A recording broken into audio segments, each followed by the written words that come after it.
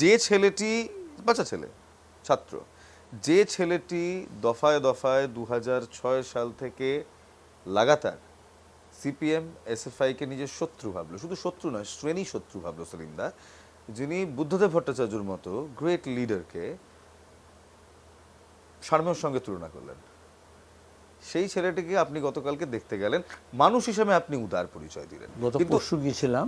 কিন্তু এদেরকে নিয়ে যদি আপনি এরপর এগোন, কন্ট্রোল করতে পারবেন তো?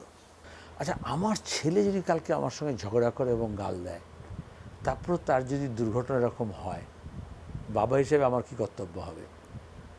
তোমার কর্তব্য হবে এই দেখো এই ছেলে গাল দিয়েছিল বাপকে, আর বাপের দায়িত্ব হবে যে তার বেডে, হাসপাতাল বেডে গিয়ে তার পাশে যাওয়া, তার শুশ্রূষার ব্যবস্থা হয়েছে কিনা দেখা, তারপরে তার বোধের মধ্যে এটা আনা যে হুটহাট করে এ ধরনের মন্তব্য করতে নেই।